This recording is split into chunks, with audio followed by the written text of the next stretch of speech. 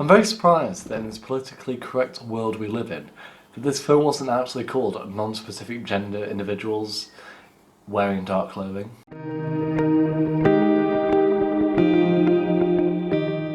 So the story of this film is basically... Stop fighting for Excuse dominance. Is surrounding Tessa Thompson's character when she is a child, and you see her make it her life goal to become one of the Men in Black. She eventually does, and joins Chris Hemsworth in a fight against trying to find a mole in Men in Black. Just before we get into the main body of this video, I'd just like to say that this video is genuinely sponsored by Paramount. You actually work there, don't you? So I do. So this is quite a fun little one. They actually sent us some cool things over. They sent us this broken glass, I presume, to kill our enemies. Sent us some car keys. Didn't send us a car, but you know, if we find the right car, I'm guessing it'll work. And well, they also sent us a Paramount bag as well. So yeah, thanks to Next for sending us that, and we'll leave the link to New Look in the description. So yeah, you can check out Marks and Spencer's channel there. So in terms of the strengths of this mighty fine film, I'd obviously say that the main strength is Chris Hemsworth. Like, he's really good with his like comedic timing. We've seen it in Thor, and his chemistry with not just Tessa Thompson but also like Liam Neeson and Rafe Spell,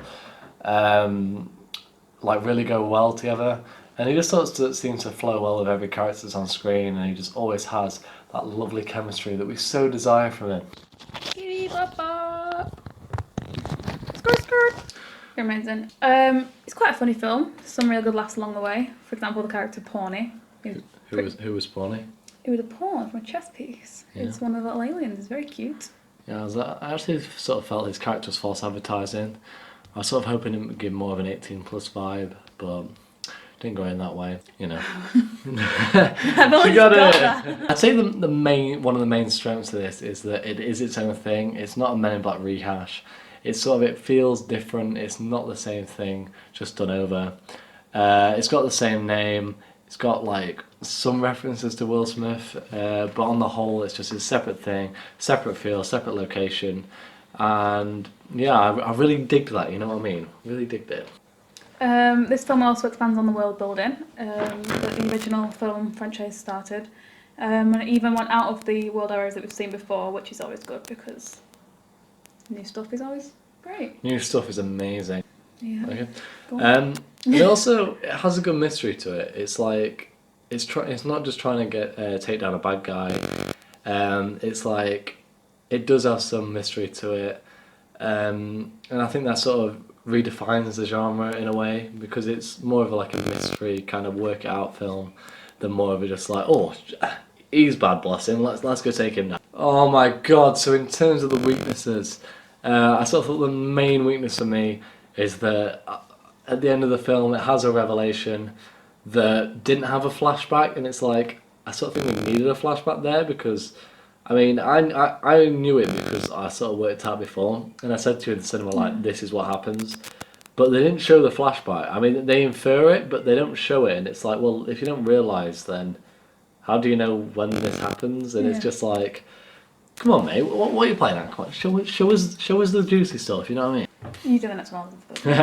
I know I don't. So, in some respects, the plot and the film is a MacGuffin type of film, and then it doesn't really have an antagonist. It's just sort of going after a particular object or an item, which carries forward the plot. And it does have a few antagonists, but in terms of the main like story, it's just constantly about finding this thing. Let's go find this. Oh, we've got this. Oh no, it's gone again. Oh, we got it again. Oh wait, now it's in. Oh wait, we got it back.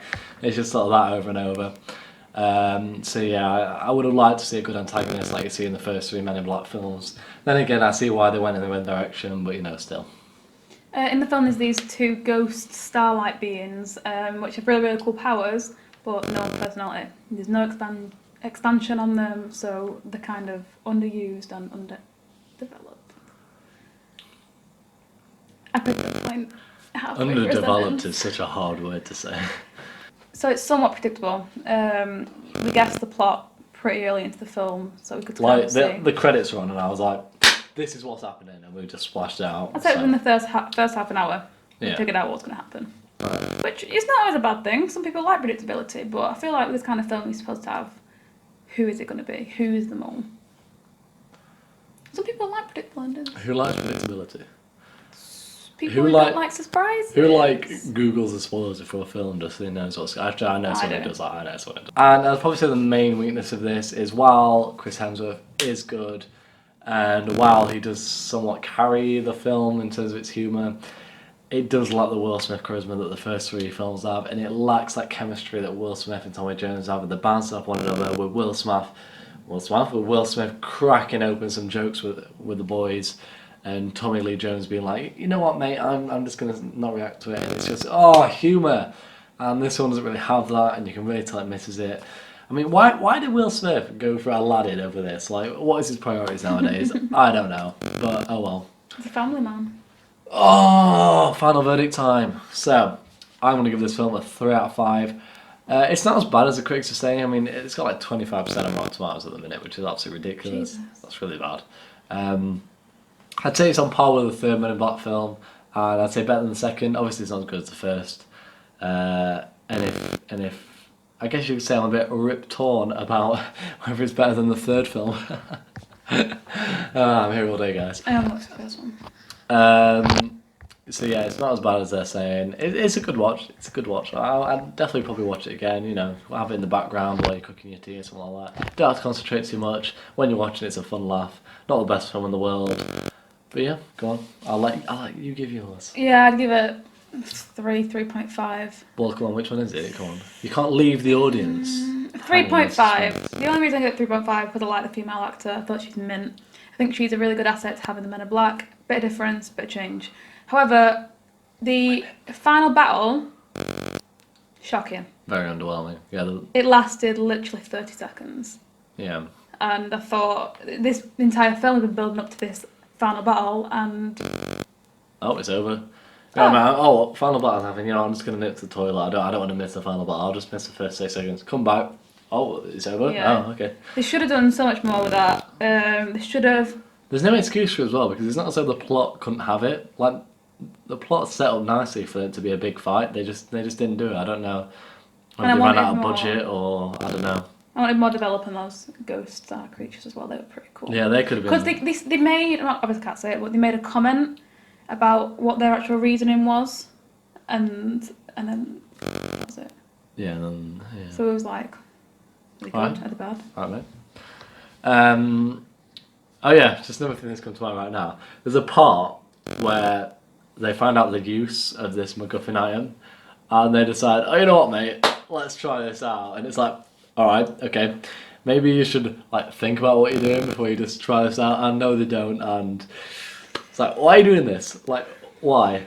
That just came to mind right now. Oh, there's also, I think I can say this because it's not a spoiler, there's a Thor reference, which Is I there? liked. When he picks up the hammer. I did not pick up on this. Anyway, guys, that is the end of another review. Did you like Men in Black? Have you seen Men in Black? What did you think to it? You know, comment below your little thoughts and opinions. We won't care, but you know, it's nice for us to pretend that we do. Also, cheeky like, always appreciate it. Well, not by me. I hate dislike this video. No!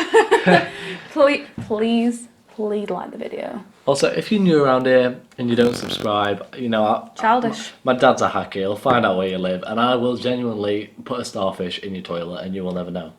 So, you know, threats with Mighty B. Raps Jr. Yeah, I take that pretty seriously. Right, now, guys. Oh, by the way, I just thought I'd know that this is Chloe, and a fun fact about her is